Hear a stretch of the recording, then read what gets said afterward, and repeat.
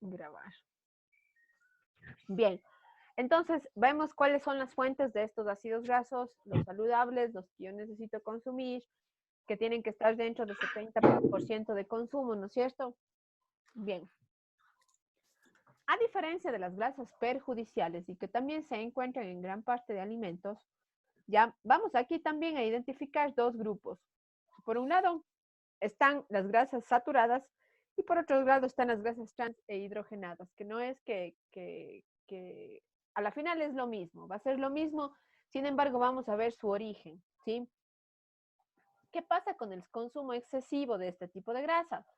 Que lo que van a hacer es endurecerse, son grasas que una vez que ingresan al cuerpo se ponen duras, entonces al ponerse duras, ¿no es cierto?, endurecen también las arterias, ¿sí? Se endurecen dentro de las arterias provocando problemas de arteriosclerosis, problemas cardíacos, ¿no es cierto?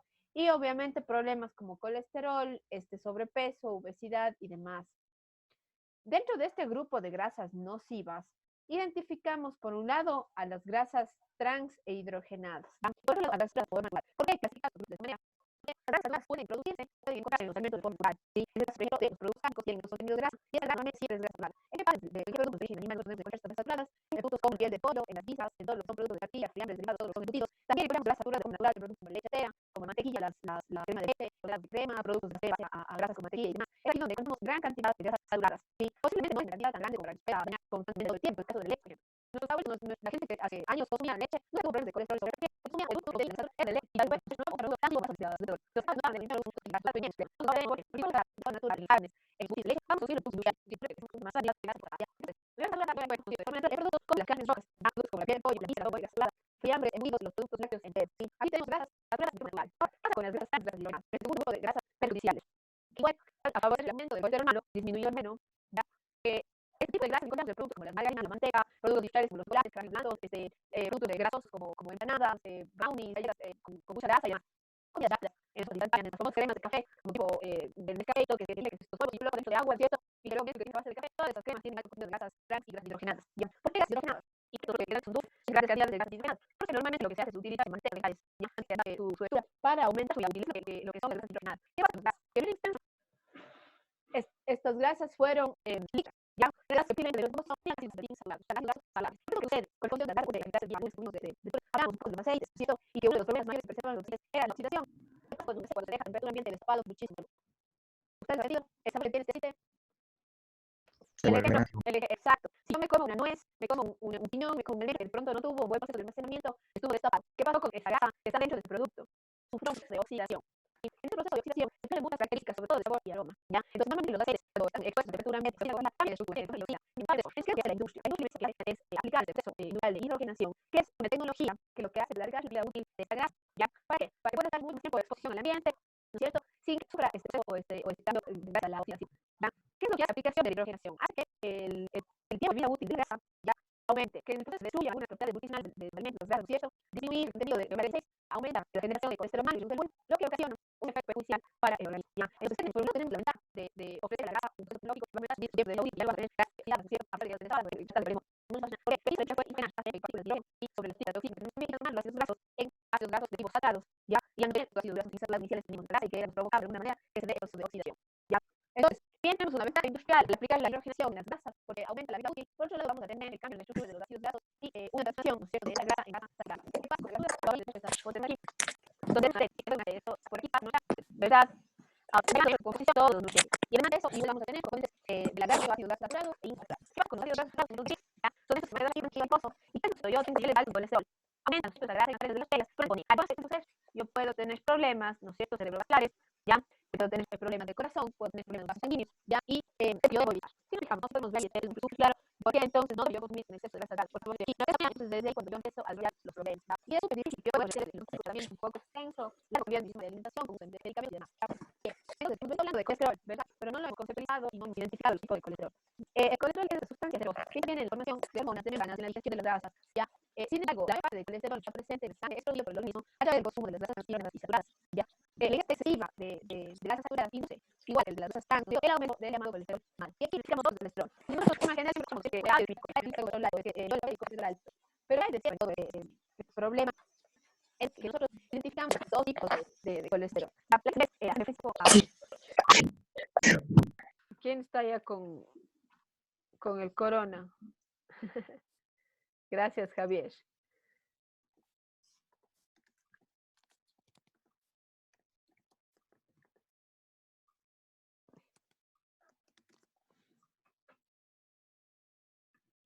A ver, vamos a que vuelva a la pantalla.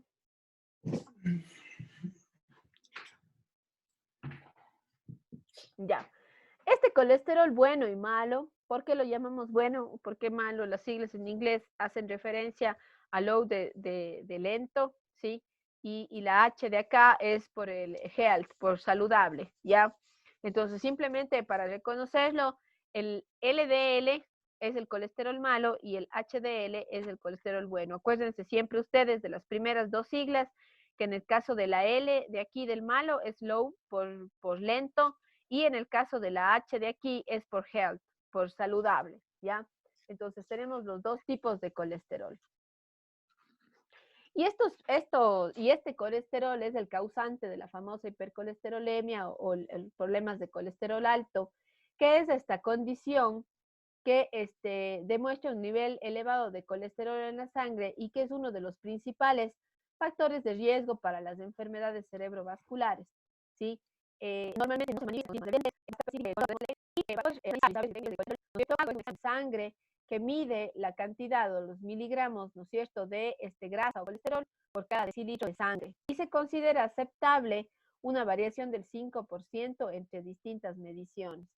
La mayoría de los casos de enfermedades coronarias con niveles de sangre que se representan en los vasos disminuyen el diámetro de las mismas, son la causa más importante de enfermedades coronarias. Cuando la placa del vaso, el flujo grueso no pasa y produce ataque cardíaco, ¿no?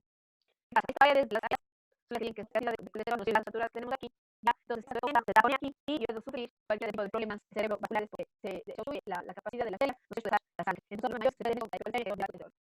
Por lo menos un 5% de el ataque cardíaco. Eso lo hace reflexionar sobre qué importante la eliminación, que yo elimino correctamente los tipos de grasas y además de esto, la actividad física diaria ya para bajar mis niveles de colesterol, ya que la misma puede llegar o ayudar a bajar hasta 20% los niveles de colesterol en sangre. Ya todos deben colesterol de manera periódica y esa medición o la variación, como yo dije en un momento, puede ser del 5%. ¿Ya? Y ahí podríamos restringir. Aquí vemos también la clasificación de los valores de colesterol total, ¿ya? Y lo que nosotros necesitaríamos o deseamos tener dentro de los límites, ¿no es cierto?, de deseable o alto. Como dije en un momento, ¿cómo se mide el colesterol en la sangre? Yo mido los microgramos o miligramos de colesterol por cada decilitro de sangre. Según los resultados, me dicen que menos de 200 miligramos por cada decilitro de sangre de colesterol es lo fiable. Y debe llegar hasta 200, 259 y luego el colesterol con más de 40 miligramos por cada decilitro de sangre. Entonces, de referencia, nosotros podemos medir, ¿no es cierto?, la cantidad de colesterol que tienen los alimentos, pero es importante que nosotros sepamos, cuando hacemos un examen de sangre, ¿no es cierto?, para medir los niveles de colesterol, cuáles son los límites, cuáles son los niveles de sal. Esto no es que yo me digo las redes de examen de sangre, entonces ya tiene referencia, ya vemos los niveles de colesterol dentro del programa, ¿no es cierto? De eso, yo puedo entonces empezar a analizar mi sistema de alimentación. Bien, entonces estos dos tipos de colesterol, dejemos claro que el colesterol malo es responsable de la acumulación de gases en las arterias, ¿no es cierto?, y que sus cifras son súper más que el colesterol total tiene que evaluar. El HDL es el colesterol menos y el colesterol simple, y puede reducir riesgo, ¿no es cierto?, de enfermedades cerebrovasculares o de niveles altos de colesterol, ¿ya? Tengo otro poquito más, no hablar, por ejemplo, los resultados de las cantidades aceptables de colesterol en una zona con vascular o riesgo de enfermedad cerebrovascular. Con riesgo de enfermedades cerebrovasculares, los límites de colesterol obviamente van a ser más bajos. Si una persona tiene de enfermedad cerebrovascular, L, que es el colesterol malo, máximo 100 miligramos por cada decilitro de sangre, es aceptable. Y si tengo más de 100, tengo sí, vale, de alto, por lo tanto, ya me yo, por eso me de colesterol malo en mi sangre. El otro sin riesgo de enfermedad cerebrovascular, ya no de posible, siendo ya 100 niveles de alto, y tengo más de 60 de colesterol, está de empezar a preocuparme así antecedentes de enfermedades cerebrovasculares. Estamos aquí de colesterol, sí, sus límites. De esos 200 miligramos de colesterol cada decilitro que hemos visto en la diapositiva de hoy, ¿no es cierto?, aquí, el colesterol malo tendría que ser en una persona con riesgo cerebrovascular hasta 100 y en una persona sin riesgo, lo ideal es estar en menos de 130, ¿sí? Ahora, también tenemos la referencia del colesterol bueno, ¿no es cierto? Y en adultos con o sin riesgo de enfermedad cerebrovascular, hay que tener niveles en 60 o más de HDL para estar dentro del rango deseable y tener una buena protección. Si tengo 35 más es aceptable y menos de 35 es bajo. Si tengo de menos 35, lo más probable es que los niveles de colesterol alto estén por arriba y a mí me esté faltando, ¿no es cierto?, ese efecto protector que me va a dar el colesterol bueno, ¿ya? Aquí recuerden que es una lucha. Estos dos de aquí están en lucha constante. ¿Por qué? Mientras este quiere llenar las arterias con grasas saturadas, ¿no es cierto? Y ponerme a mí más al filo de riesgo cerebrovascular, este de acá lo que está haciendo es, en contraposición, ¿no es cierto? Está ayudando a eliminar este colesterol, ¿no es cierto? Para proteger el organismo de estas enfermedades cerebrovasculares, ¿ya? ¿Está claro esto de aquí? ¿Tengo preguntas?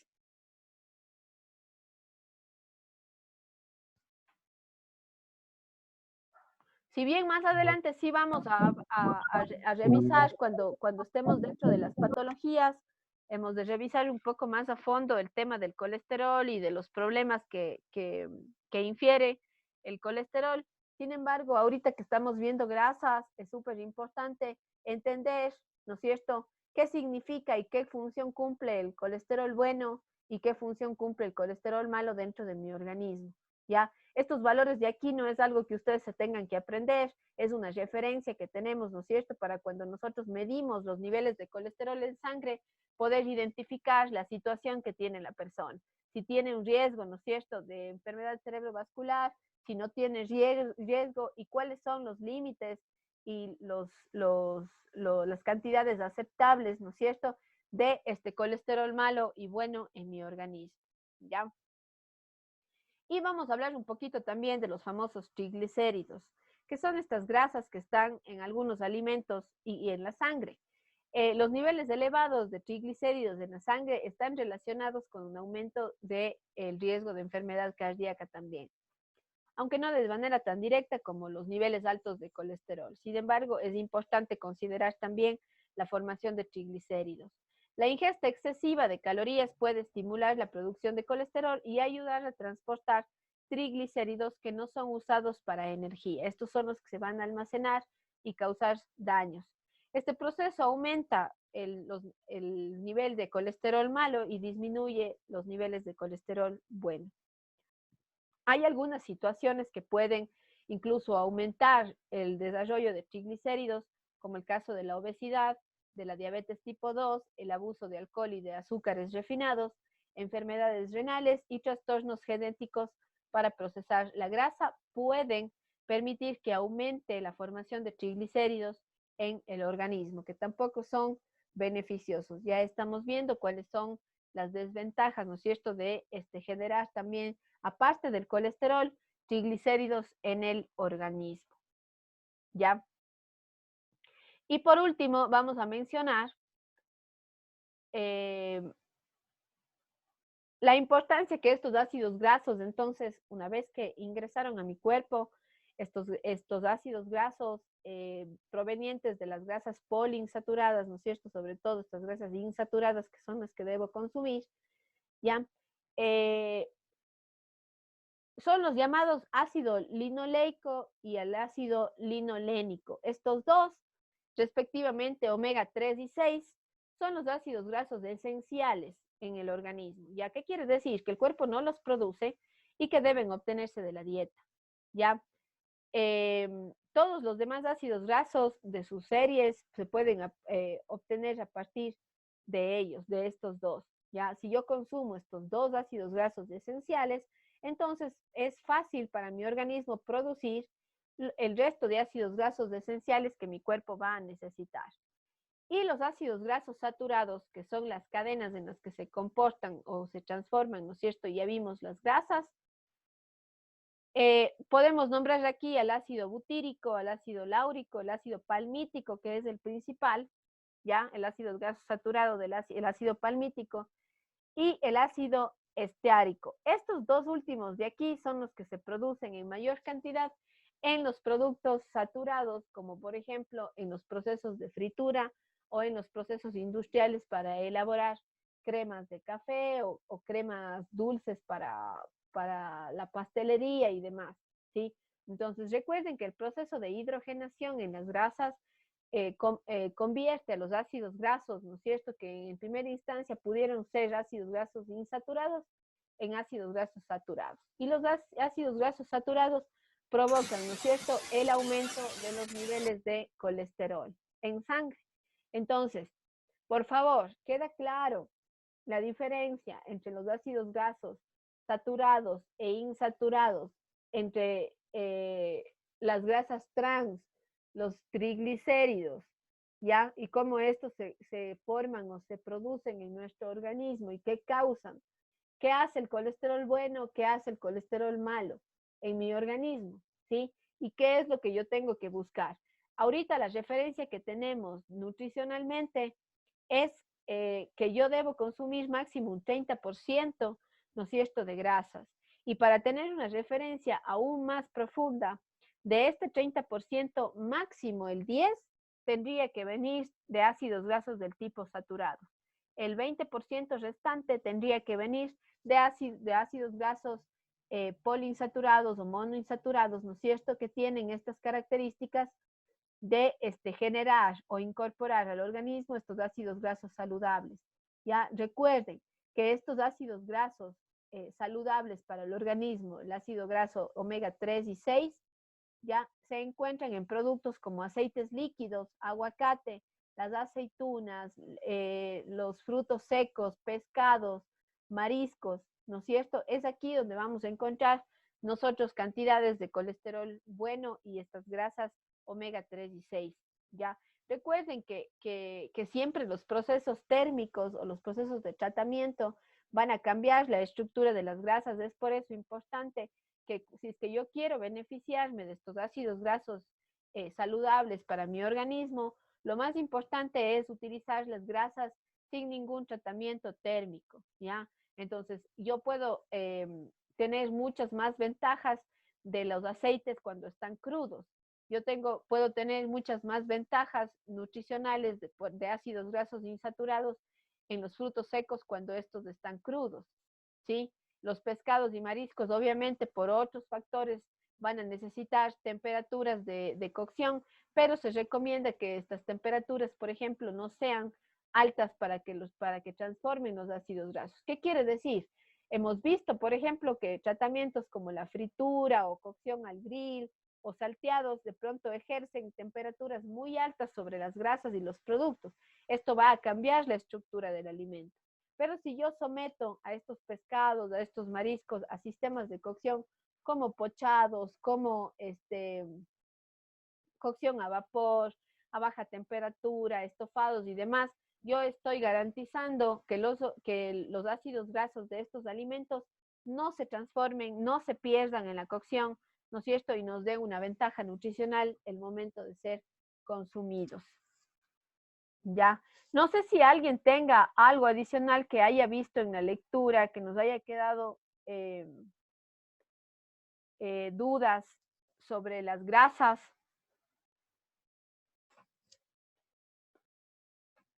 Una pregunta, profe. Claro, ¿Puede repetir la parte de los triglicéridos? ya. Espérate, vuelvo a compartir la pantalla.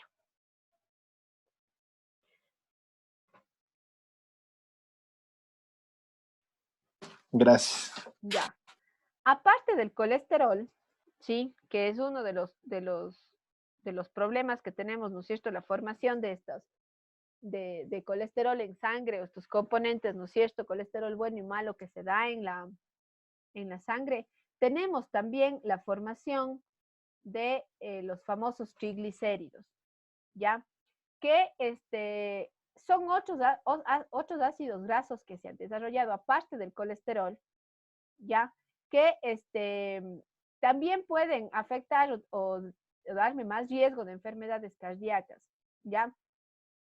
Estos son otros componentes que están junto con el colesterol disueltos en sangre, ¿ya? Y que si estos aumentan, obviamente cuando yo hago consumo excesivo de estos productos altamente grasos o con grasas saturadas, lo que hace la formación de triglicéridos es aumentar la cantidad de colesterol malo y disminuir la cantidad de colesterol bueno, ¿sí? Y que el aumento de los triglicéridos también se puede ver afectado por el consumo excesivo de alcohol, de azúcares, ¿ya? problemas de obesidad, de diabetes o enfermedades renales, pueden aumentar la formación de estos famosos triglicéridos que vienen acompañados de los niveles altos de colesterol. ¿Sí? Como las reglas de colesterol. Si tienes colesterol malo o de colesterol malo, lo más probable es que exista una formación de triglicéridos, que son los ácidos grasos que están también disueltos en sangre y que también son un material riesgo de enfermedades coronarias y estos problemas. Y hay personas, por ejemplo, que no pueden digerir correctamente o transformar las grasas en el organismo, ¿sí? Procesarlas y descomponerlas. Esas personas tienen trastornos genéticos que de pronto puede ayudar a formar triglicéridos sin necesidad de consumir un exceso de productos, alimentos de grasa saturada, ¿ya? Pero vemos el comportamiento también, bueno, la producción de triglicéridos junto con la producción de colesterol, cuando tengo estos trastornos o estos problemas de, sobre todo de obesidad, ya problemas en el peso, siempre vienen acompañados del desarrollo o de la formación de colesterol y de los famosos triglicéridos, que son estas moléculas de grasa también que vienen acompañando ahí al colesterol en el proceso. Y que también obviamente taponean y forman o tapan las arterias, ¿no? Para que se dificulte el paso de la sangre por la arteria. Entonces recuerden todos los problemas que podemos llegar a tener si es que hacemos un consumo excesivo de grasas saturadas. Ahora, en el video que ustedes observaron también habla bastante sobre el comportamiento de los ácidos grasos, ¿no es cierto? Algunos ejemplos de grasas del tipo insaturadas, ¿no es cierto? Y también de grasas saturadas. Nos recuerden que hicimos una clasificación y es súper importante reconocer los alimentos que son fuente de esto. Vamos a revisar este momento. Les voy a mostrar en la tabla de valor calórico. Podemos ir ahora identificando algunos productos que van a ser fuente de grasa, saturada e insaturada, obviamente. ¿Ya? Y también es importante que reconozcamos que los procesos de cocción, el sometimiento a calor excesivo de las grasas es un detonante o es un indicador del cambio en la estructura de las mismas, ¿sí?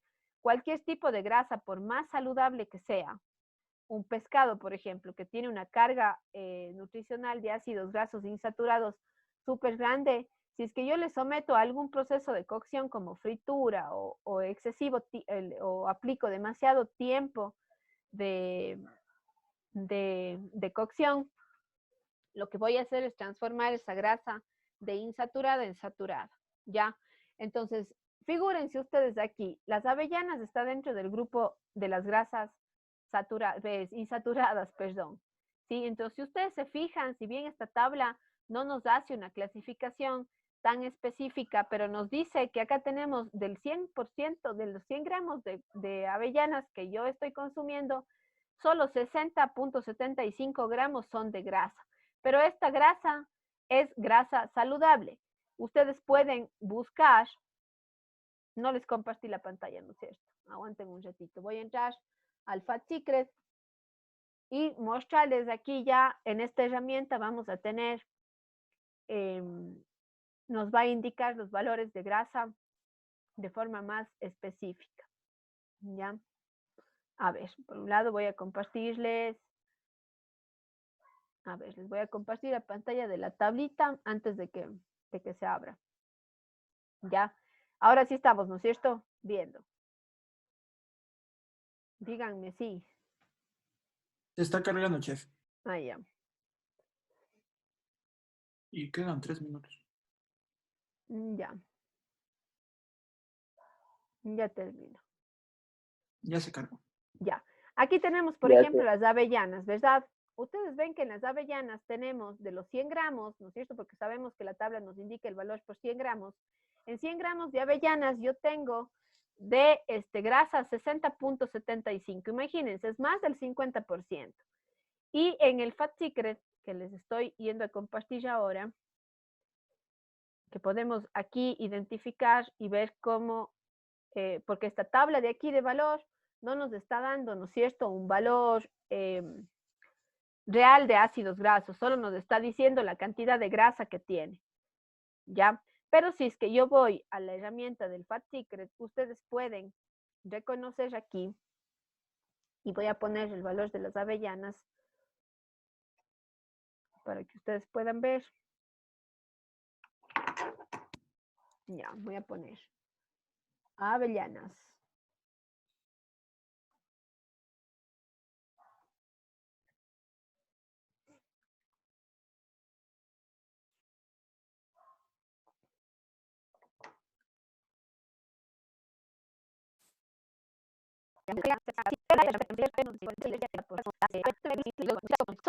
Ya del 87% de porcentaje de grasa saturada y el resto corresponde a grasas tipo monoinsaturada y poliinsaturada. Entonces, ¿qué me conviene a mí? Consumir la avellana, ¿no es cierto?, como una fuente de grasa insaturada, ¿ya? Si es que yo les pongo aquí aceite de oliva,